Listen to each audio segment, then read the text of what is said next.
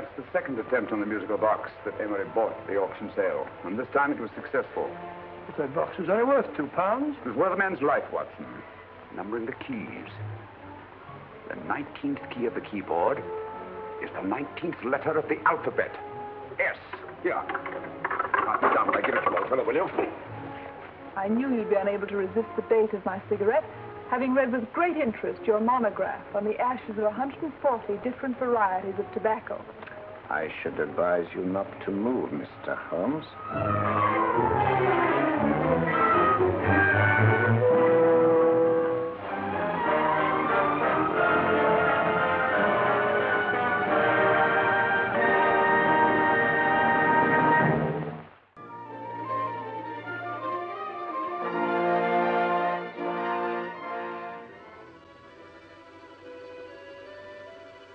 This makes 4, Inspector. 4 defenseless women here in the heart of London. And everyone with the right forefinger hacked off. Not hacked, Inspector Gregson. Cleanly, expertly severed. The work of a skilled surgeon. That's our only clue.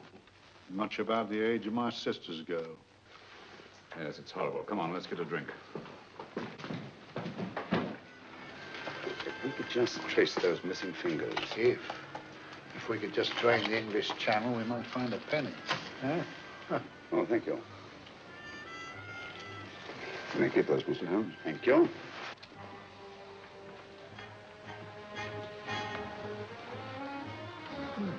Sir George Fenwick, isn't it? Yes. You know everyone, don't you, darling? Well, hardly. A week ago, I didn't know you. A week.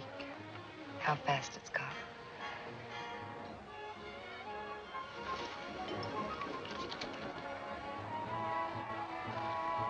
I collect these things. How very quaint of you. Shall we go? Yes. What are you looking at, Mr. Holmes? Vicky, a very handsome woman. Would you like to come to my flat for a nightcap? Lovely idea. Yes, isn't it? I wonder where she's taking Sir George Fenwick. Don't be so naive, Mr. Holmes.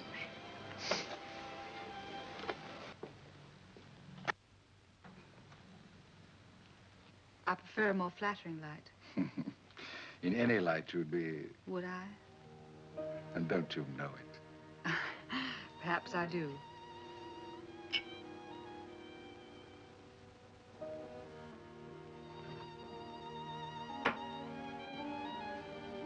Oh, that priceless woman. You wouldn't believe it, but she's absurdly romantic. She loves dreamy music, and she thinks that we... But we do, don't we? Do we? Well, it's rather soothing, restful. Yes. And we all need rest at times, like tired children who've played too long. You've played with wooden soldiers, I suppose. Funny. Hadn't thought of that for years. Toy boats were my special joy. Anything I could set afloat anywhere. Like this. And this. Toy boats sailing into the Never Never Land. The land of beautiful dreams. Look. Look, odd, isn't it, how the light is reflected? Little specks of light that move and move. Like stars on a slowly moving stream. I'm convinced that these murders are only incidental to some larger and more diabolical scheme. That may be, but why the severed fingers? The answer to that question, my dear fellow, is our only hope of solving these mysteries. Dear sister, I am so happy. I had such a lovely holiday at Brighton with you and Alf. And I'm looking forward to being with you again. Poor little thing. Sort of raises a lump in your throat. I can picture her sitting here happily writing this letter. And I'm not bitter realizing that she's shortly going to her death. Hello? Gregson. Oh, there you are, Mr. Holmes. I've been looking for you everywhere. What's happened? Murder in Edgware Road, not half an hour ago. Woman? Yes. And the right forefinger cut off clean.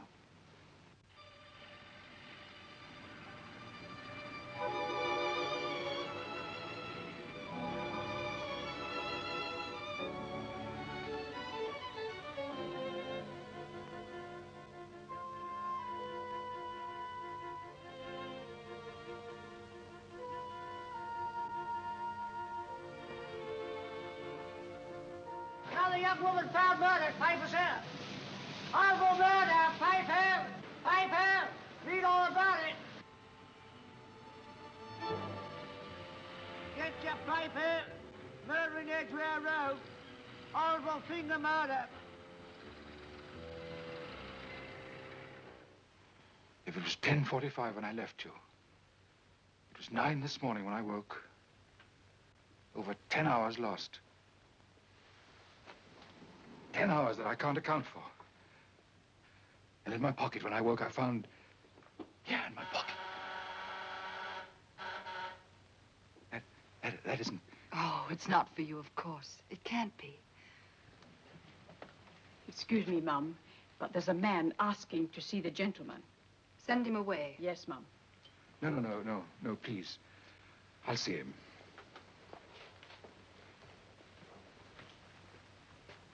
Well? Delightful room. Not much like the place you woke up in this morning. You followed me here? Yes. Are you a detective? Oh, no. Quite the contrary. Don't be afraid, Sir George. You know my name? Oh, yes. A very old and highly honored name. And being the bearer of such a name, and also a very wealthy man, I thought you might care to possess yourself of this trifle. Rather than let it fall into the hands of the police. It is yours, if I'm not mistaken. The initials, GF. Where did you get this? It came out of your pocket. I saw it fall, but you never noticed.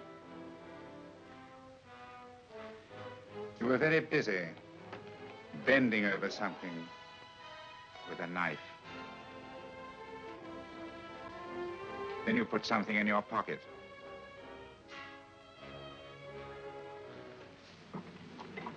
Now try to control yourself, Miss Merrick. You're with friends. You know my name? No magic, I assure you.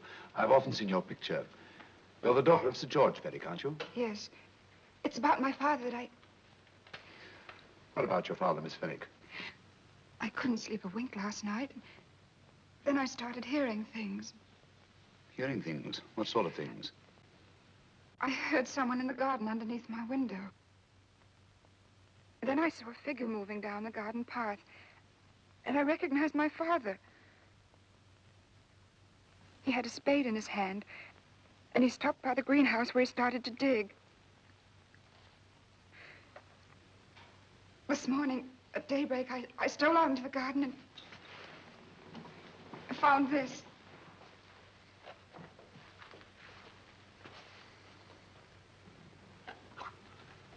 A finger. A human finger. Bring up Scotland Yard, will you, Watson? Ask them to get hold of Inspector Gregson and tell him to meet us at once at George Fenwick's house, Kingston. Dad, may I come in? Dad. It's funny. He doesn't answer. Do you mind? Please do. Thank you. Watson, quick. Oh, Come along, no, my dear. no. Take charge, Miss Fenwick, please. Sorry, sir. Now, miss, please. Please come along with me.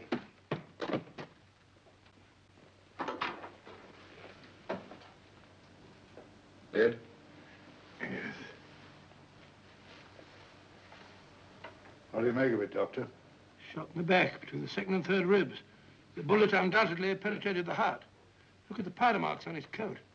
I was afraid of this. What do you mean?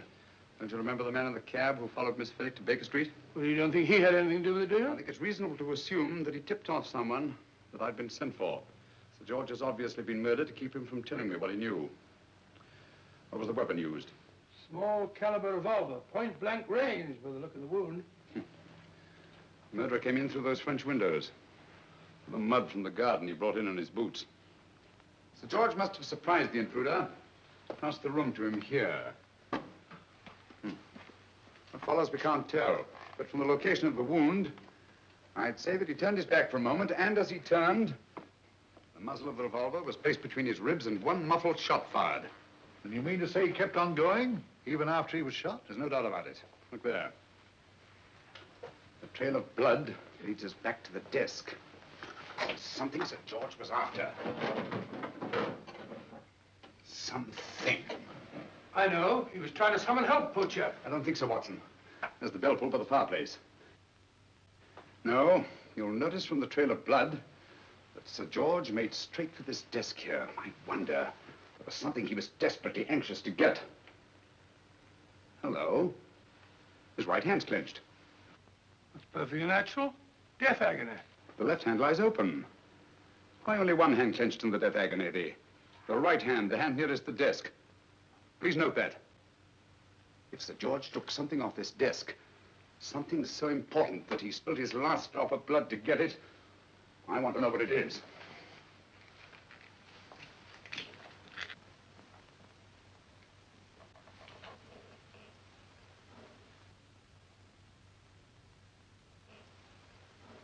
It's nothing but an ordinary match folder. Where does that lead us? I imagine to something very important, Gregson. This match folder's from Pembroke House. Why shouldn't it be? He was there, you know. We saw him yesterday. Yes, but the effort he made after he was shot to get hold of this match folder. It's just possible he wanted someone to remember Pembroke House. He may have wished to recall it to someone who saw it there. Someone who, like ourselves, saw him with a woman. Oh, Dr. Watson, this came by hand from Mr. Holmes not 10 minutes ago. Thank you, Mrs. Hudson. That would be the report from Mr. George's bank. Report from Sir George? Oh, really? Don't you remember his daughter told us that he'd just closed his account? Had it looked into at once.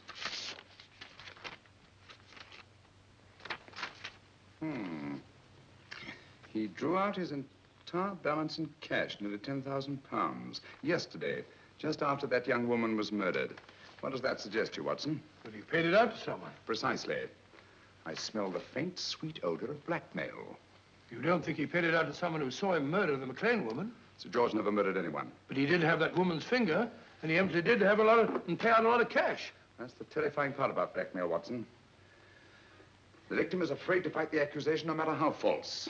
Once the accusation is made, his name is smeared, and sometimes his life is ruined. Well, Sir George didn't commit these murders. What fiend did?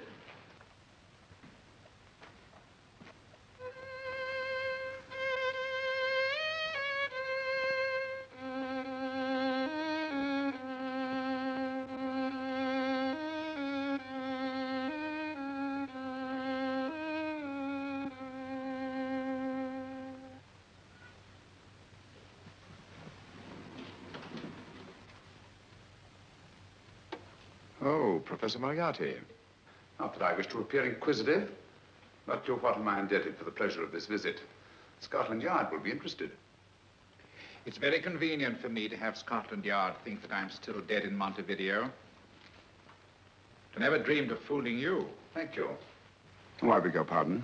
Won't you sit down? Thank you.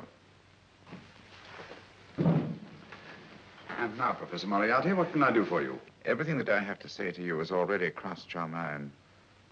I shall not rest until you are hanged for the finger murders. You've no proof, you know. No, not a shred. But I have you. I could turn you over to the police here and now. You could. But if you did, you'd never see Dr. Watson again. Oh, the telephone call. Quite. I rather assumed you had taken some such precaution. Or I should have snatched up a revolver and indulged in a fit of heroics when you came in. Very smart, aren't you? Not smart enough, or I should have anticipated you. But if any harm comes to Dr. Watson, I shall seek you out. I shall not rest until I find you, and when I do... No harm will come to Dr. Watson this time. But I can't answer for the future. Mr. Holmes, I should strongly advise you to drop this case. Don't be silly. Think it over. Moriarty here and you let him go? But you must be out of your mind. Why? Well, he bluffed me into believing that he was holding a friend of mine as hostage. Friend of yours who? Oh, nobody very important, just a fat, lazy fellow. Medical man, I believe. Medical man? Do I know him? Yes, I think you do. A fellow by the name of Watson. Watson, never heard. Oh, me? I'm afraid so, old fellow. I know the motive for the finger murders. All I have to find out now is the method used with the blackmail victims. Method? Yes. How does Moriarty get them to the scene of the crime? How does he plant those severed fingers on them?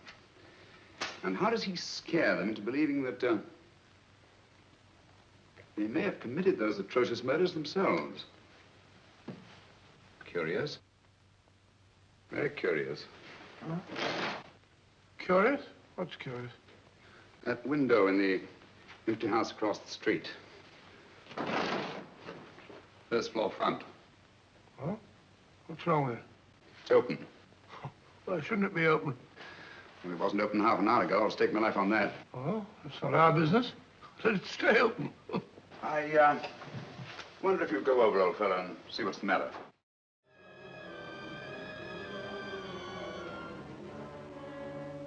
Well, he sits comfortably reading a book.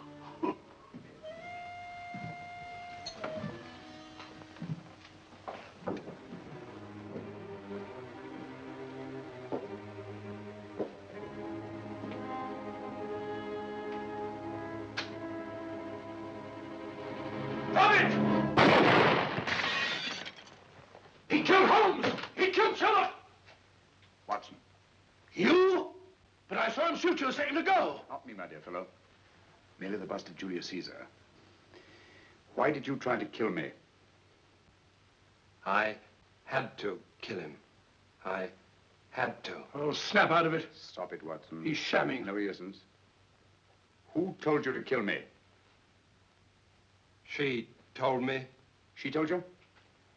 She told me I couldn't miss. Well, luckily you did miss, you murderer. He isn't a murderer, Watson. Listen, Corporal Williams. She told you you had to do it, didn't she?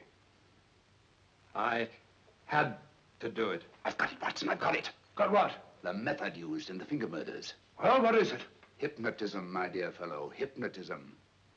Well, if you believe that fellow Williams was hypnotized, I suppose you think Sir George Fenwick was hypnotized, too. Yes, I'm quite sure of it. Have a cup of tea? Thanks, old boy. Nothing to eat. Well, why didn't these people make Sir George do the murder himself? Because they didn't want to get him hanged. They wanted to blackmail him. Well, who do you think the actual murderer is? One of Moriarty's gang. A diabolically simple technique. Kill a woman. Yes, but why cut off the fingers? My dear fellow, don't you understand? The severed finger is what links the blackmail victim to the murder. He wakes, finds the grisly thing in his pocket. He doesn't know how it got there. He's no idea that he's been hypnotized. For all he knows, he may have committed the atrocious crime during some dreadful lapse of sanity. In that state, when he's utterly demoralized, the blackmailers take over. Is that it? Undoubtedly. You see, they swear that they saw him commit the murder. And being human, the victim will pay anything rather than stand trial on a charge that will make his very name loathsome. Oh, it all fits in if you believe in hypnotism. The only possible explanation. You think the hypnotist is that woman with the blonde hair, the lustrous eyes, the woman you invented? I didn't invent her. I saw her. What on earth are you talking about? That woman, my dear Watson, was with Sir George when he left Pembroke House. I saw her there. I shall see her again, and Williams will lead me to her. That's why it's so important to keep him safe. He will identify her.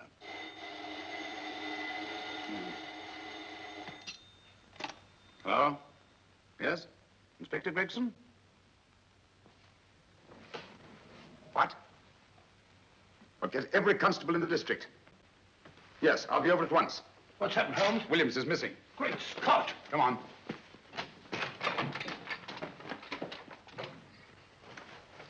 Lorry crashed into Gregson's car. During the confusion, Williams disappeared. Escaped, eh? No, kidnapped. To keep him from talking when he came to. You don't think that Moriarty... With Moriarty? Anything is possible.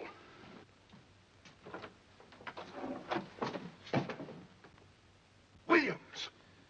Dead. You see, anything is possible. Get dressed. Holmes and Watson just left Baker Street for the Mesmer Club. Mesmer Club, the meeting place of all the top hypnotists in London. Do you suppose that Mr. Holmes is onto our method? If he suspects, it's merely a suspicion. It's our business to see that it ends there. I hope you're right. Williams passed away before he could talk, remember? What do you want me to do? Go to the Mesmer Club, meet Holmes, and induce him to come back here. Isn't that a bit dangerous? Every meeting with Sherlock Holmes is potentially dangerous. However, you say he didn't see your face at Pembroke House. And how would you suggest I get Mr. Holmes to accompany me here? Kidnap him? Oh, no. Holmes has one weakness, his insatiable curiosity. If you can arouse that, you can lead him anywhere.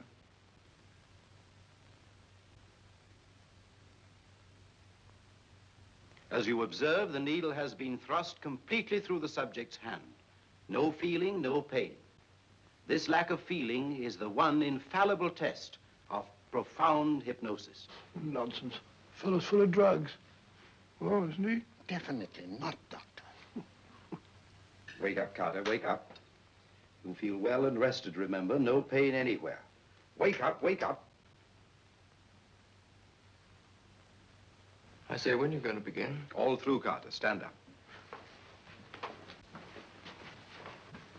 This way, sir. Watson, she's here. Oh, the woman you're looking for? Yes, I'm going to meet her. Perhaps I can induce her to take me to Moriarty. Do you think it's wise, Holmes? May not be wise, but it's essential. After all, I've held me on with Moriarty in the past. But isn't it dangerous? She might be a hypnotist. My will isn't stronger than hers. I deserve to be hypnotized. Shh. I feel I must protest, Dr. Onslow. I was told this was a gathering of serious students of a great science. And I find myself in a company of buffoons. Oh, my dear madam. Elliott's and Esdale Brain. Were those men martyrs for the truth? That you may laugh over your childish, cruel tricks? I must say I'm in complete agreement with you, madam. This was most unnecessary performance, Dr. Onslow. Beg your pardon, sir. My name is Holmes, Sherlock Holmes. At your service, madam. Thank you, Mr. Holmes. I'm afraid I've created a rather embarrassing situation. But you see, I'm interested in the serious study of hypnotism. So am I, too. Perhaps we have something in common, Mr. Holmes. Perhaps we have. Do you join me for a cocktail at Pembroke House? I should be delighted. Good.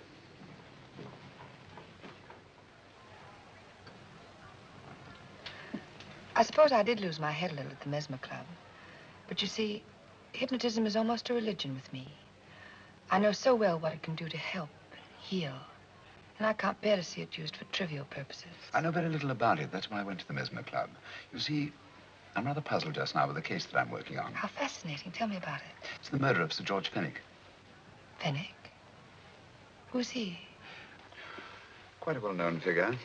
Odd now I come to think of it. Last time I saw Sir George was here at Pembroke House. Strange. Yes, isn't it? He was sitting, I believe he was sitting at this very table. Cigarette? Thanks. Do go on. There was a charming lady with him. He was lighting a cigarette.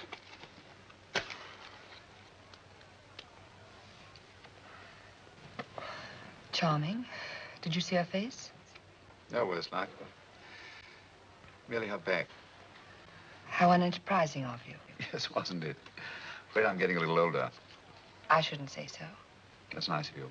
Still, the first time in my life, I've got hold of a case that's beyond me. I'm actually losing sleep over it. You know, Mr. Holmes, I believe I could help you.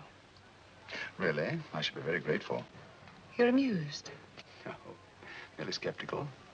How would you go about it? I've used hypnotism more than once in healing. Not for profit. I'm not a professional. But I do think I could help you. If you'd care to... I can't think of a pleasanter experience.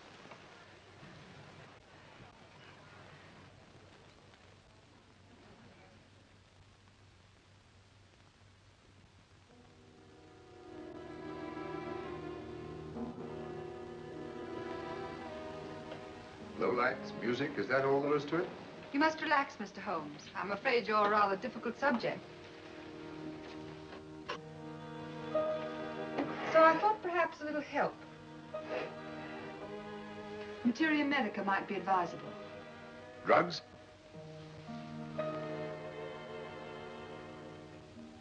No, I'd rather not, if you don't mind. As a matter of fact, I'd rather not myself. But Schrenk-Notzing he practiced in Munich, you know. Believed it the best means for difficult subjects. Do you mind?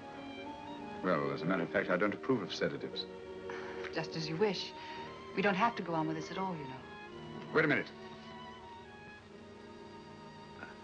Wait a minute. All right. I'll take a chance. It's really quite harmless. What is it? Cannabis japonica, an oriental soporific. You need water.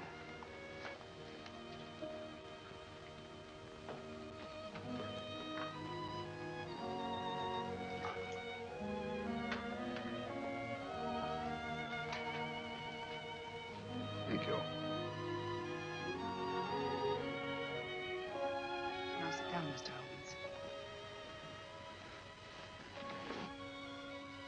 Holmes. You'll feel yourself growing drowsy. Don't fight it. Give in to it. Because you do want to sleep, you know. Just fix your eyes on this one white flower floating on the water. Empty your mind of every other thought. Follow the motion of the water. So smooth, not a ripple. Waters of forgetfulness. Steady, deep, strong. Strange, isn't it? How the light is reflected. Little specks of light that move and move.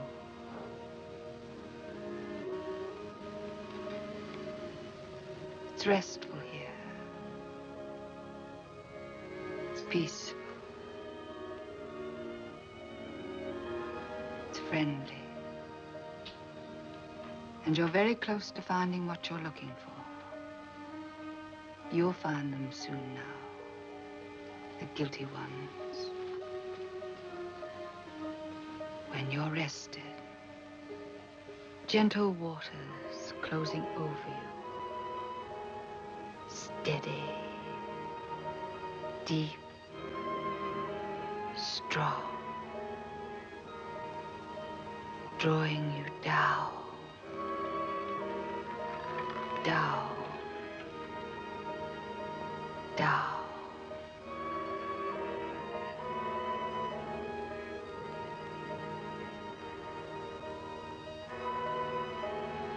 Sleep. Sleep. Sleep.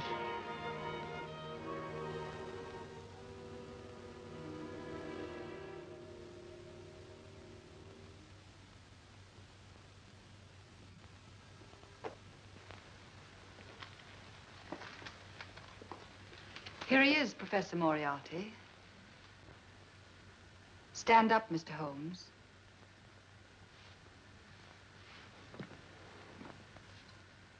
Open your eyes. Face this way. Are you satisfied? We are dealing with a clever man. He may be shamming. There's just one infallible test for profound hypnosis. You ready, Dr. Simnel?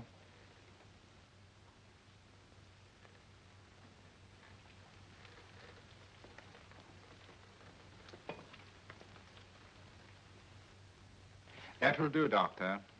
He couldn't fake insensibility to the knife. I congratulate you, Lydia. Turn round, Mr. Holmes. Now walk to the desk.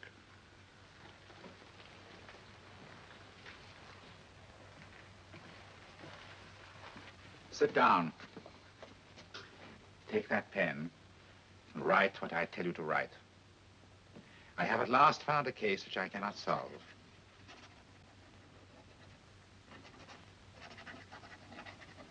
I have outlived my usefulness.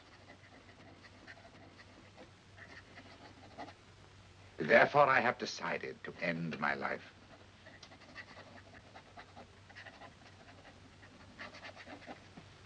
Sign your name. Now blot it.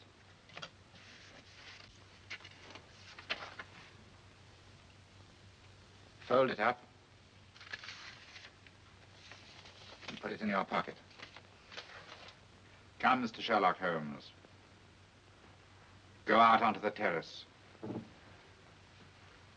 But it won't look like suicide, sir. I'm sorry, but Mr. Holmes' injuries must all be self-inflicted.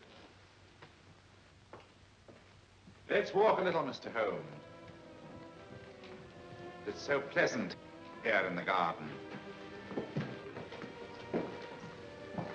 Just step up here onto the terrace. It's a nice, broad terrace. Now turn to the left.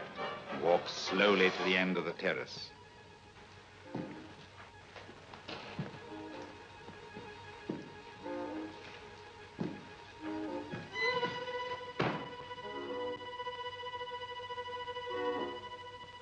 Don't stop. You must walk to the end, you know.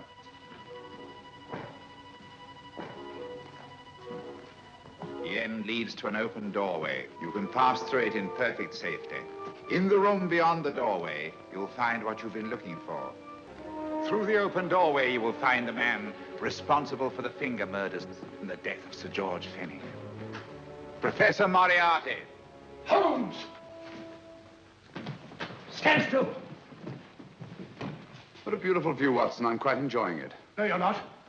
You're hypnotized. You're under a spell. Stand still. Don't move. Steady, Holmes. Steady does it. Stand perfectly still where you are. Nonsense, Watson. You don't know what you're doing. Of course I know what I'm doing. You mean you're not hypnotized? Certainly not. Then get off the wall, you idiot. Oh, look out! Holmes! Dear fellow. What were you doing up there? Holding the fort until you arrived. What kept you? Oh, I ran into a spot of trouble on my way to Scotland Yard. I was arrested for exceeding the speed limit. Your luck seems to hold, Mr. Holmes. Well, I'd hardly call it luck, Professor. You see, I substituted a drug of my own for the one that this dear lady pressed on me. You are clever, aren't you? A drug that, although it leaves the subject conscious, renders him quite insensitive to pain. That accounted for my lack of reaction to Dr. Simnel's knife. Well, Gregson, quite an impressive haul. Even Inspector Lestrade himself couldn't have done any better. Thanks, Mr. Holmes. Take him away. All right, put her in the van. I was right, Mr. Holmes. You are a difficult subject. Thank you. And now, Professor, our score is settled. Au revoir until I see you on the gallows. The rope has not been made that'll go around my neck. Come on.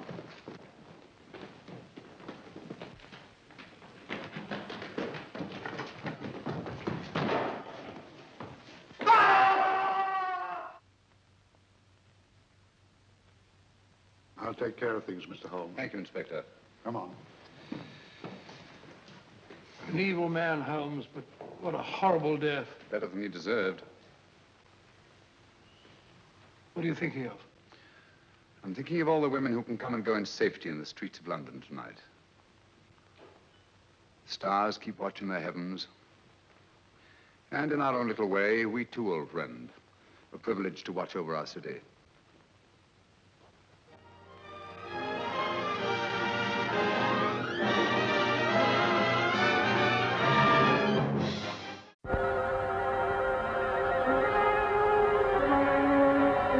I believe Dr. Tobel meant to communicate with us by that means. Empty. The bomb site's gone.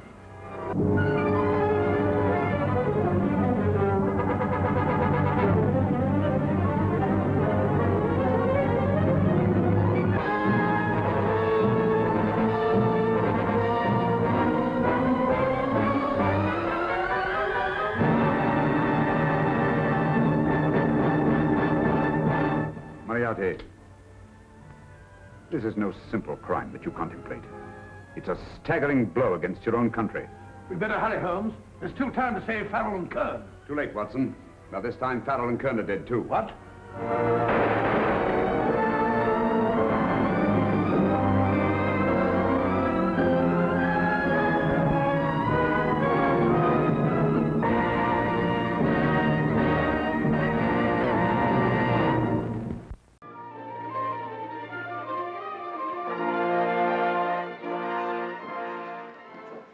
Beautiful job, if I may say so.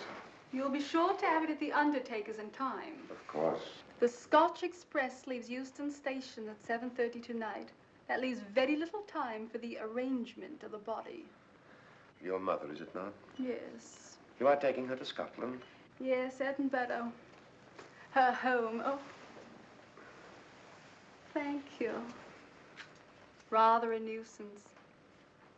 Traveling by train. Ain't it? I say, it was awfully decent of you to come, considering the fact that I was so secretive about it all. My dear Mr. Carstairs, there was no need for secrecy. I already knew.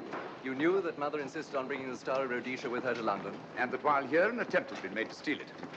Did Scotland Yard tell you that? Oh, no, my dear Mr. Carstairs. But the fact that your mother owns the famous diamond is common knowledge. She came down to London to attend the reception of Buckingham Palace and quite naturally wore the Star of Rhodesia. You want me to accompany you back to your home in Edinburgh. Therefore, an attempt must have been made to steal the Star of Rhodesia while you were here in London. It seems simple the way you explain it, Mr. Holmes. Thank you. If you don't mind, I'll wait here for my friend, Dr. Watson. I can't think what's keeping him. Mother and I will be expecting you. Oh, could I take this for you? Oh, I'd be much obliged. Thank you. We'll be in compartment E. Yes. Ticket, please. Here's your carriage, sir. Well, well, well, look who's here. Inspector Lestrade. Why, Mr. Holmes. Taking a trip, Inspector? Fishing, eh? Bit of an holiday. Ah, it's very nice. Trout? Huh? Oh, yes, yeah. Rather large rods for trout, aren't they? Salmon, perhaps?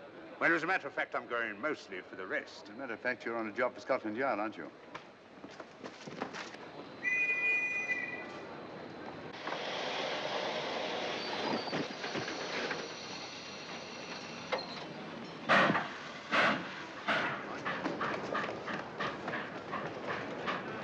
Watson! Coming home!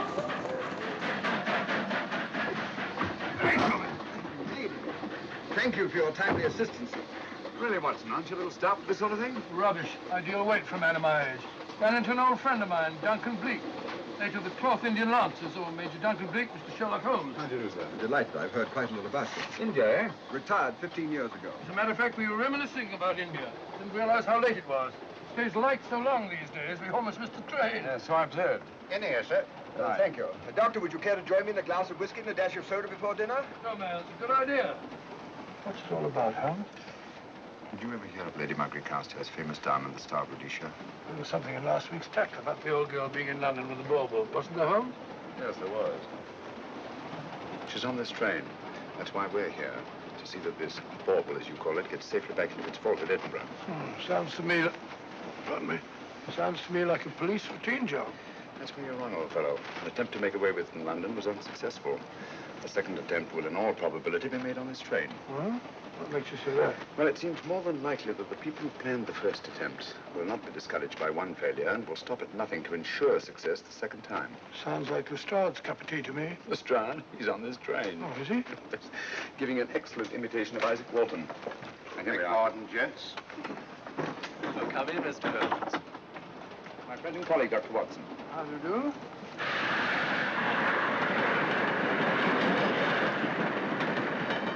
I thought it better to engage Mr. Holmes after what happened in London. How long have you been in possession of the Star of Rhodesia, Lady Margaret? 25 years. You know, it may seem strange to you, but I've never actually seen it. I suppose there's no harm since we're paying you to guard it. Mother? Yes?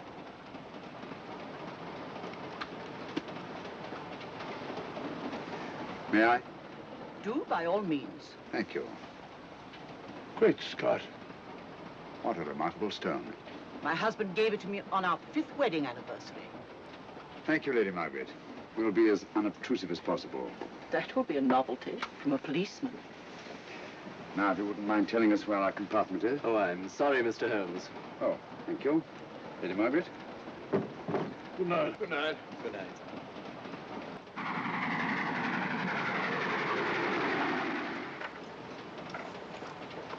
Try some of this curry. It's excellent. Steak and kidney pudding, please.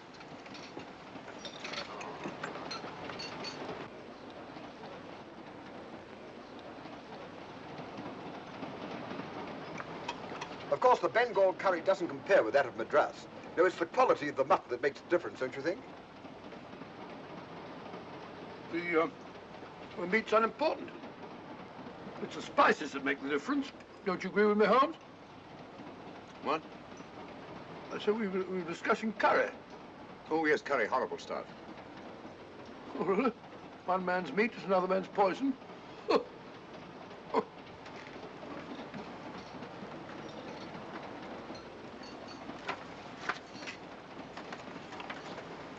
There will be two of us, steward. My son will be here directly.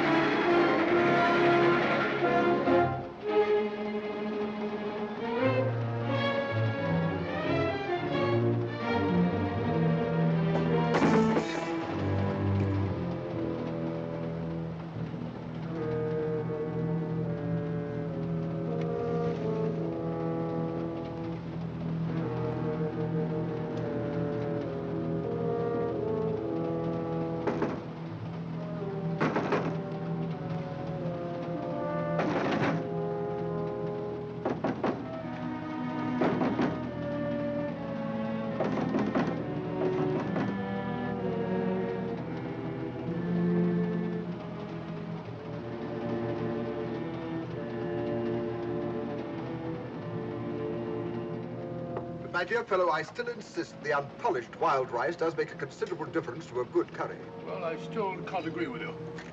Take care of this for me, will you, Watson? That's your fault.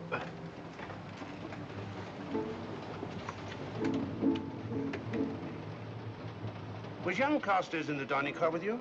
No, Lady Margaret came in alone. Well, I was in my compartment just now having a bite to eat, and I heard a crash in here. Crash? It's locked. I knocked, and there was no answer. So you just stood here twiddling your thumbs. Brilliant. Attendant, will you please unlock this door? I'm sorry, sir. It's This is Inspector Lestrade of Scotland Yard. That's all right. You can open it. Very good, sir.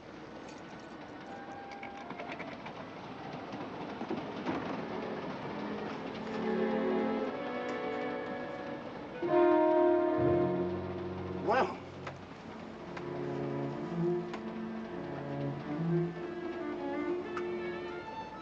Dead. Murdered. That's a bit quick, isn't it, even for you? Is this the, Yes. Star of Rhodesia was in this box not 45 minutes ago. How do you know? I saw it. Well, it might be here somewhere. No, no good looking for it, Lestrade. Killer's got it. Ah, there you are, Holmes. How about joining us Take in a the... look at this body, will you, Watson? Body? Good Scott. How do you know it's murder, Mr. Holmes? Murder? Oh, I say. Who are you? Major Duncan Preek, a friend of Dr. Watson's. Oh. Well, what makes you so sure it's murder, Mr. Holmes? The door was locked. Every attendant has a key. Did you open this door for anyone during the last hour? No, sir. Was the key ever out of your possession? It never is, sir. It's on a chain. To me, like heart failure. Uh-huh. Any marks of violence on the body? None that I can see. Seemed to have missed it this time, didn't you, Mr. Holmes? Possibly. Still, if it was a natural death, it came at a very convenient time, didn't it? Hmm?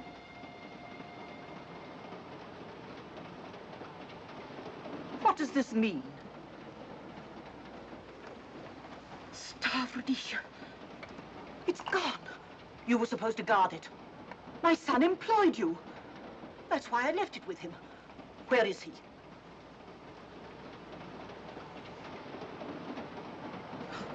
No, I'm sorry, Lady Margaret. It was thoughtless of us to let you come in like this. You an empty compartment? Yes, sir. Then I think we'd better, if you don't mind, Lady Margaret, please.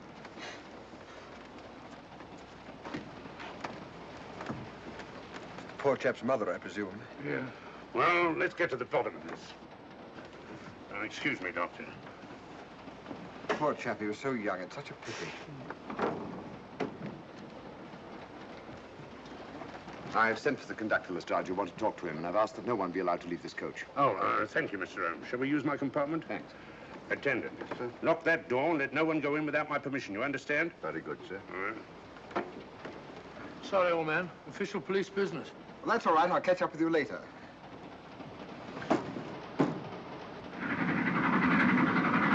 You found no marks of any kind on the body, Watson? No, none of any significance. Not even a scratch? Well, there was a small spot of blood on his neck, just a mere speck. That's what I was referring to. You mean that scratch killed him? It's possible the poison that went into the wound did. Poison? Well, we can't tell that without an autopsy. Hmm. Have you got a list of the passengers in this carriage? Yes, sir. There you are, sir. Thank you. Major Duncan Bleak. That would be your friend, Doctor. The next compartment's empty. Where we took Lady Margaret after the murder. You remember, Lestrade. Go on. Vivian Vedder, Inspector That's this one. Lady Margaret Carstairs and the Honorable Roland Carstairs. Professor William Kilbane, Mr. and Mrs. Alfred Shallcross, Mr. Holmes and Dr. Watson. Well, that would be you two. Well, I think I shall ask a few questions. Vivian Vedder. We'll start with her, whoever she is.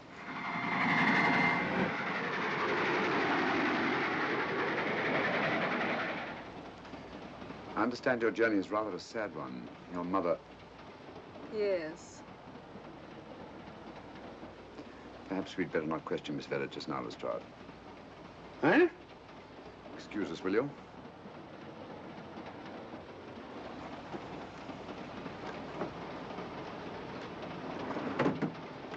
What's the idea, Mr. Holmes? Matter of taste, Lestrade. The young lady is taking her mother to Scotland for burial. In a coffin?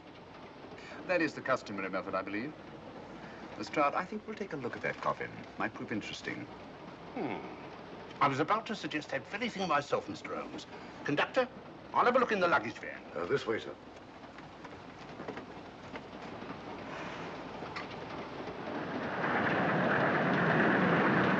Lady Carstairs entered the dining car alone. You and I were already there. Holmes came in later, and I understand that Inspector Lestrade remained in his compartment with the curtains open, so that if anyone had gone in or out, he would have seen them. I see, you've got something there. Well, let's look at this thing objectively. Lady Carstairs seemed more concerned, was more concerned at the loss of the diamond than at the death of her son. By George, you're right. So she was. Come in. Oh, here you are, Watson. Oh, sit down. Have a drink? No, thanks. Do you mind if I, Not at all. I've been thinking about this case, Holmes. That is, Duncan Bleak and I have. Yes, so I see. Well, the way we figure it out, the old trout is the only one without an alibi. Yes, we feel that you're approaching the whole thing from the wrong angle. Really, Watson? What's your theory? Insurance. A lot of people insure jewelry and then try and collect on it. Interesting suggestion. I suppose you go and ask Lady Margaret just how much insurance she carries on the Star of Rhodesia. No, thank you. We've already had 2 tries. Why don't you ask her yourself? For a very simple reason I already know. You're quite a doodler, sir. Oh, if you know, would you ask me? Trying to make a fool of me.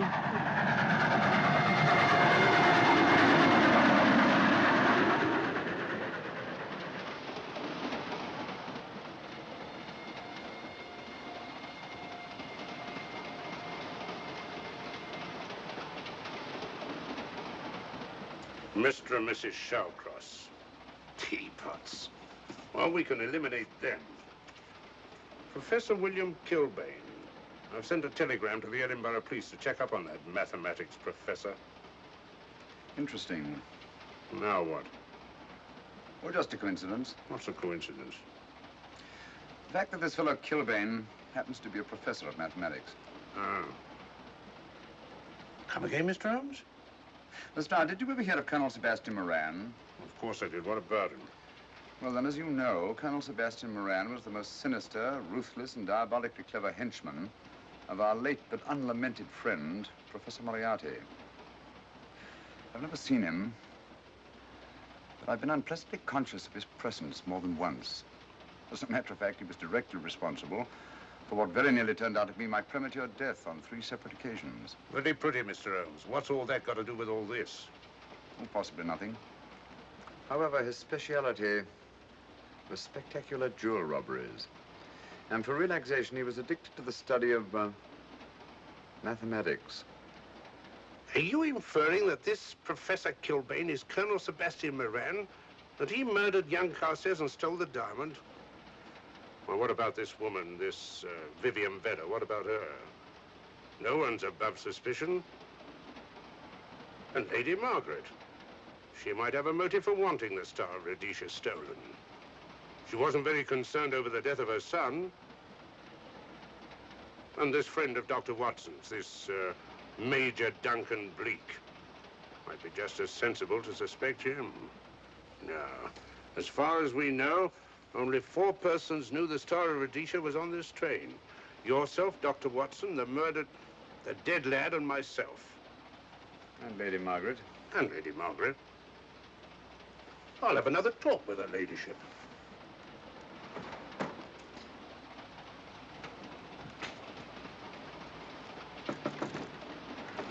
Lady Margaret, do you mind if I come in?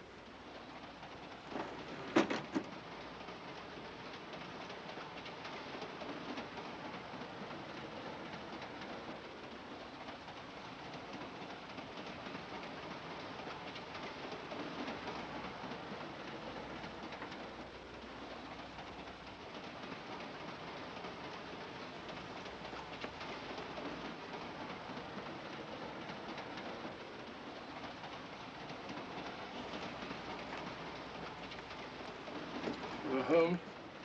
Leave it open, will you? Lucky beggar. Who's a lucky beggar? Duncan Bleak. Been playing cards with him.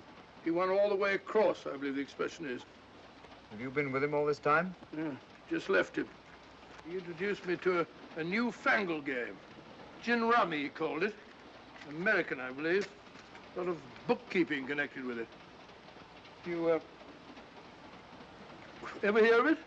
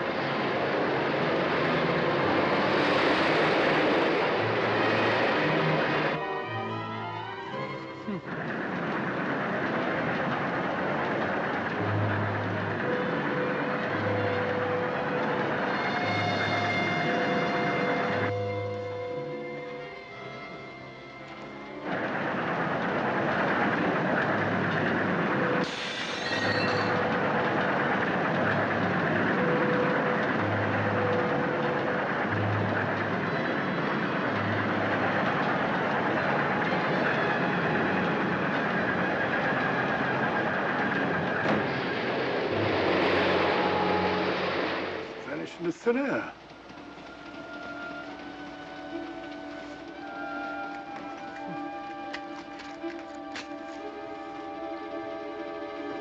Well, there you are. Where on earth you been?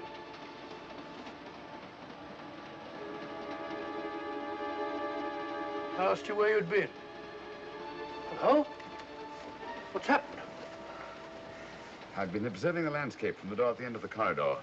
I've just been along there. I didn't see you. The door was shut. Actually, I was on the outside. The outside? Yes.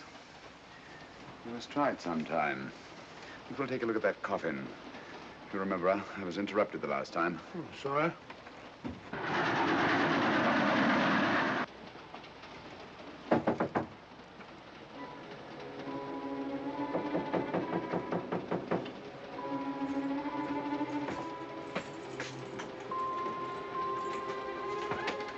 I'm Sherlock Holmes. Do you mind if I inspect a coffin you're taking to Scotland? No one is allowed in here, Mr. Holmes. I'll take the responsibility. Excuse me.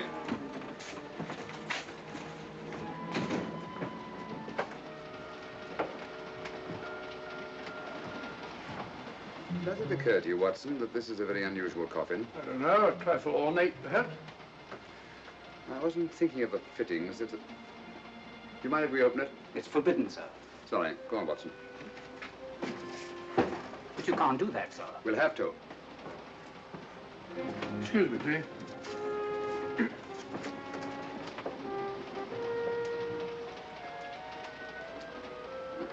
Little old lady. As I thought. Shallow. Body only comes down to about here. You think there's a secret compartment underneath? There has to be.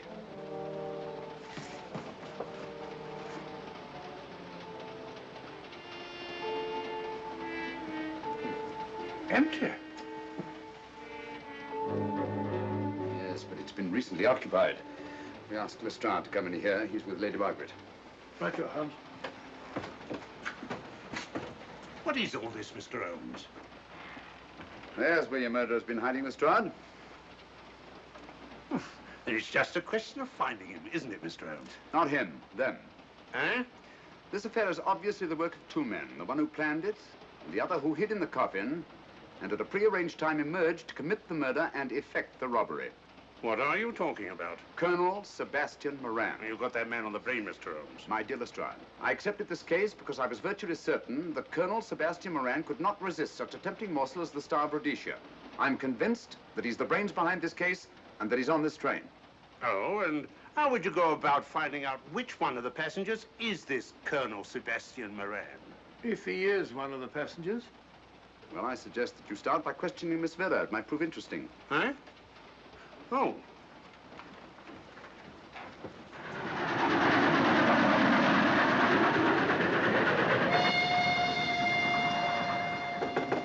Who's there? Miss Vera, I want to ask you a few questions, and I must warn you. Anything you say may be used against you. Oh?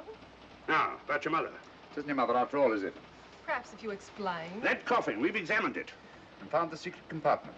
Oh, come on, let's have it. Have what? The old story. If you insist. The man approached me and asked me to take a coffin to Scotland. He offered me £100. Were you aware that the coffin had a secret compartment? I was. What story did this person tell you to account for a man being concealed in the coffin? That someone had to leave London. Foreign agents were watching the train. Foreign agents. All right. Maybe I didn't believe that foreign agent story. You realize, of course, this makes you an accomplice. What was the name of the man who approached you? I don't remember. Miss Vera, the man who engaged you to take this coffin to Scotland, was it by any chance this man here? I say, old man, aren't you making a mistake? My dear Watson, just what do you know about Major Duncan Bleak? I've known him for years. He's a member of my club. I say, is this a joke? Does the name Colonel Moran mean anything to you, sir? Colonel Moran? Yes, Colonel Sebastian Moran. Well, I'm afraid it doesn't. Good heavens, you don't think that No, I... of course not. You have the perfect alibi, Dr. Watson. Yes, of course, of course. Good heavens, gentlemen, you're at perfect liberty to search my compartment, to search me. If you find the diamond, Now, that won't be necessary. The Star of Rhodesia has not been stolen. What's that, Mr. Holmes? An imitation was stolen. I have the real one. You've got it? My dear Lestrade, surely you didn't think I would allow Lady Margaret to retain the genuine diamond when I felt reasonably certain that an attempt would be made to steal it? I have had it in my possession almost from the moment I boarded the train. Confound it, Mr. Holmes, you had no right to do that. This is a police matter. Come on, let me have it. My job was to see that it wasn't stolen. It wasn't. Look, I don't know what this is all about, but I do know that I never seen this gentleman before in my life. I shall have to ask you to remain in your compartment until we reach Edinburgh. Inspector Lestrade. Huh? Oh. Telegram for you, sir. Thank you. I'm sorry, old man. I'm afraid my friend owes you an apology. Oh, that's all right, Watson. In a case like this, naturally everyone is suspected. Well, we all make mistakes. Even Holmes is not infallible. And after all, the killer is still at large, you know. Yes, he is, isn't he? Well, good night. Good night, old boy. Don't worry.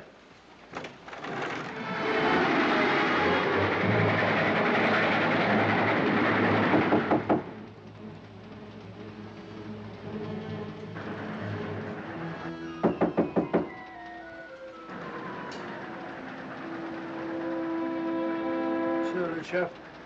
Doesn't want to open the door, probably. This should help us.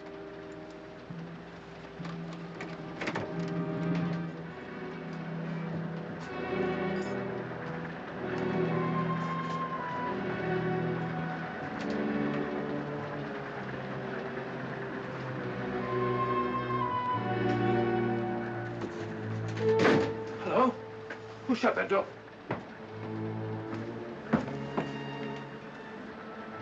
Great Scott, the guard. The murderer came back from the scene. Hypodermic. Look again, old fellow. Scratch. Just a scratch. Like the one on Ronald Carstairs. Small dart. Apparently made of some soluble substance. It's probably a gelatin preparation that melts in the wound. That's why you couldn't see anything on Carstairs. The murderer was about to get rid of the body. He heard the knock and became frightened. Here, let me have that, will you?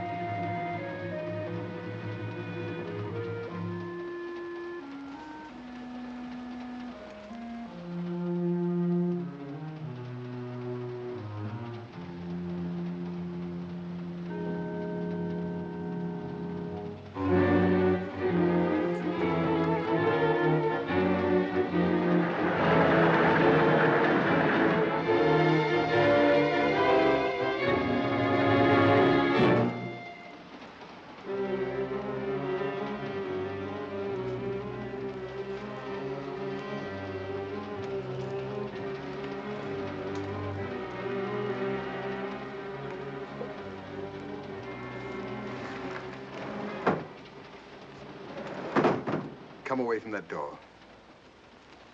Were you seen coming in here? No. Sherlock Holmes and the fat bloke are in the luggage van now. How about the guard in the corridor? He didn't see me. I fixed him temporarily. The guard in the van did. I had to kill him. Here, you'd better take this. This isn't the Star of Rhodesia?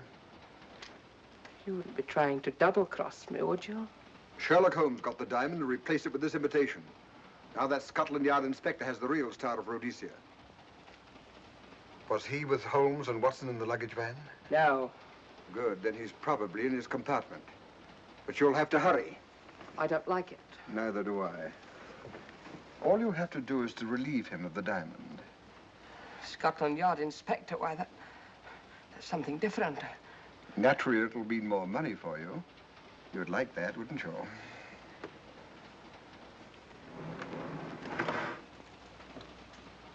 Come on.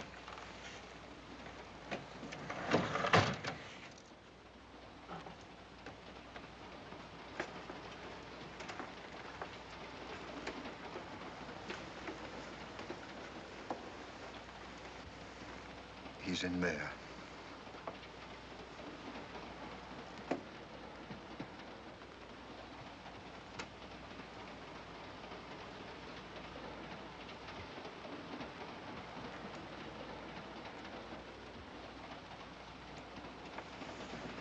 He's got the diamond.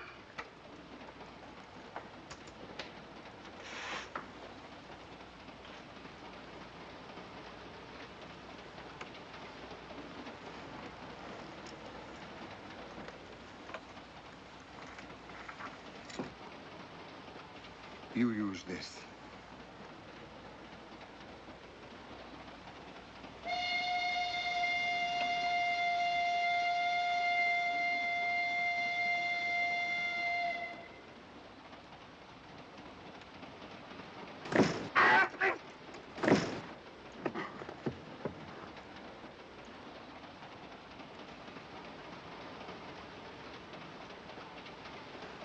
No! No, don't shoot! Don't! No, don't shoot!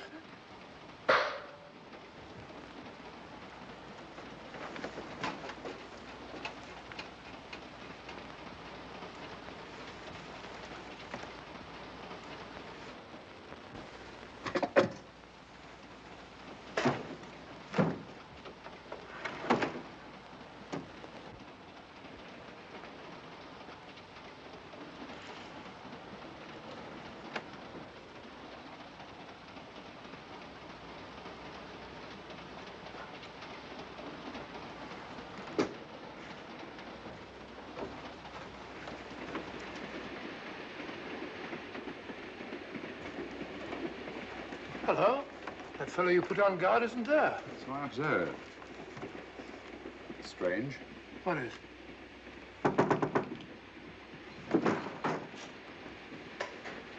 Lestrade. Yeah. Help me to get him up onto this seat.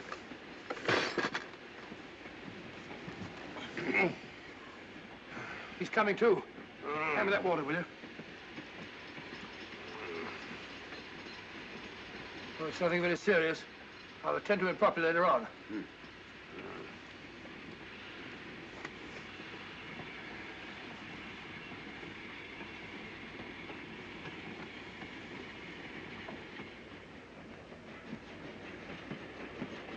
Poisoned like the others.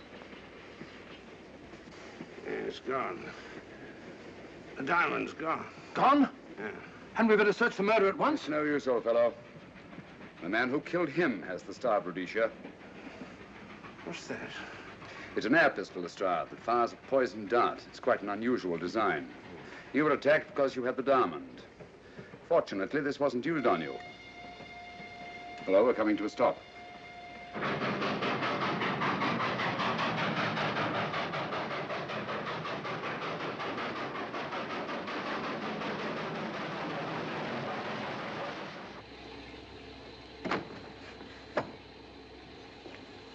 Police.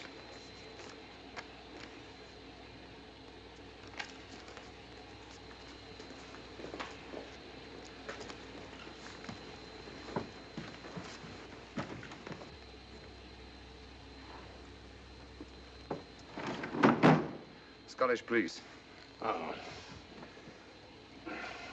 I don't feel up to it, Mr. Holmes. Would you be good enough to talk to them? Certainly. Thank you. You keep quiet, old boy. Be back in a minute.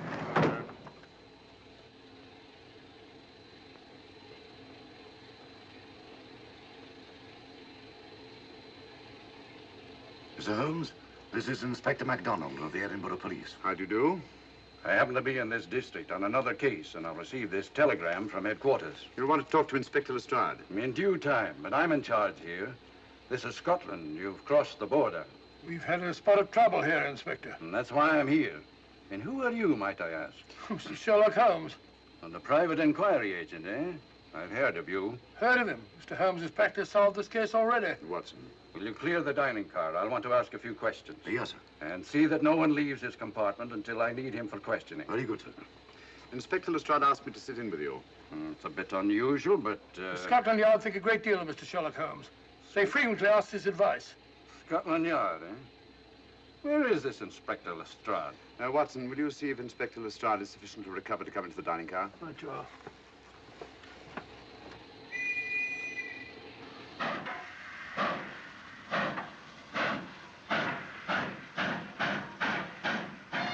Miss Vedder, I know all about you, and frankly, you're in for it.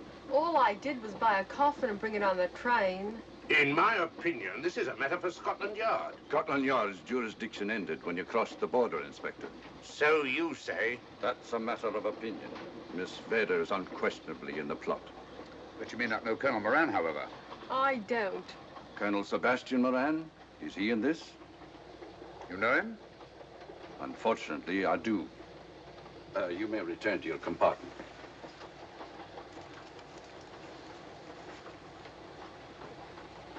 You said unfortunately. Aye. I once had an encounter with Colonel Moran. The only time in my entire career I've been bested. The cleverest criminal since the late Professor Moriarty. And then I concur. Well, where is this Sebastian Moran? He's traveling on this train under the name of Major Duncan Bleak. What on earth are you talking about? Are you serious, Mr. Holmes? Constable, bring in Duncan Bleak. Aye, sir. Duncan Bleak? But he played for the gentleman at Lord's.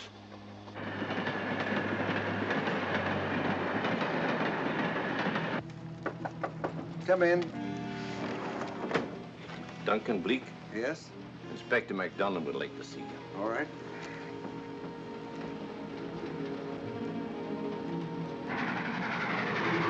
Colonel Sebastian Moran, eh? It will give me great pleasure, Mr. Holmes, to meet up with that scoundrel again. You wanted to see me? Yes, Colonel Moran. You're under arrest. Oh, so you've managed to convince him that I'm the mythical Colonel Moran. Not mythical, Colonel. Have you forgotten that affair at Inverness 3 years ago? I've never been in Inverness in my life. Do you mind if I search you? Go ahead. For an innocent man, you carry strange things in your pockets. A retired army officer, India. But you're in Scotland now, and there's a law against carrying firearms. Well, you satisfied? Not quite, Colonel.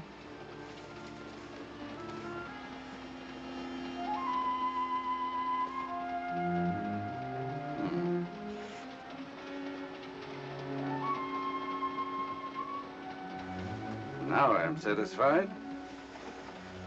This clears things up pretty well. We'll be coming into Topham in a few minutes. Train doesn't stop at Topham, I'm afraid. I'm afraid you're wrong this time, Holmes. This train will stop at Topham. You're only delaying the inevitable, Colonel Moran. You can't get away. Oh!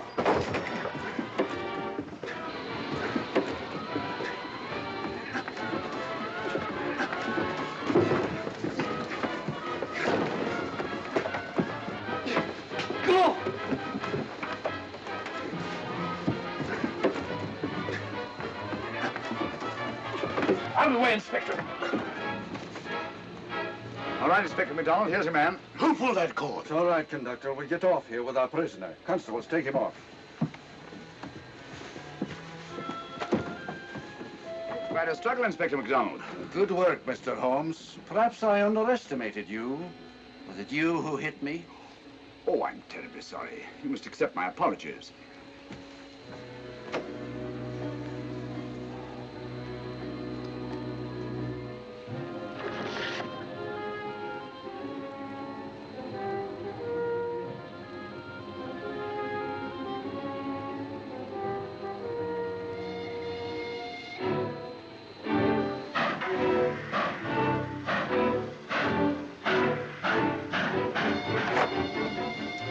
Well, that's that.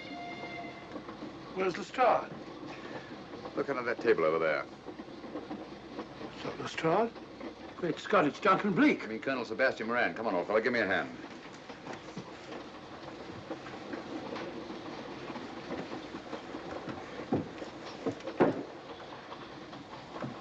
What's all this about? Where's Inspector MacDonald?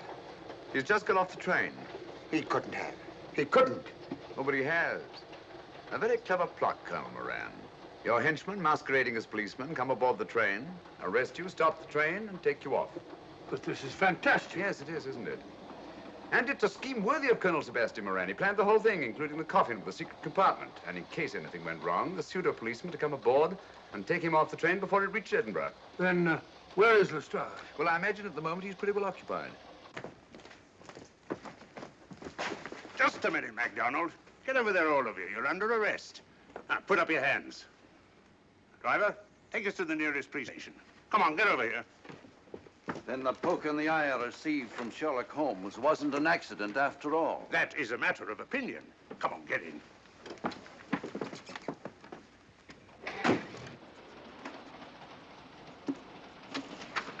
Send that over as soon as possible, will you? Very good, sir.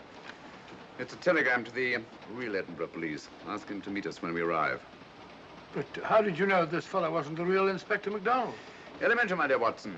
In the first place, he didn't put handcuffs on Colonel Moran, so I had to do it myself. And in the second place, Inspector MacDonald, during the fight, was more hindrance than help, which is not characteristic of a real policeman. Amazing, Holmes. Uncovering such a fiendish plot with so little evidence. Yes, I forgot to mention that I also happen to know the real Inspector MacDonald of the Edinburgh police. Oh, was Lestrade in on all of this? Yes, and surprisingly enough, he grasped the situation immediately. It's very unusual. Let's hope he hasn't overdone it. Very clever, Holmes. You've got me, but you haven't got the Star of Rhodesia. Oh, but I have.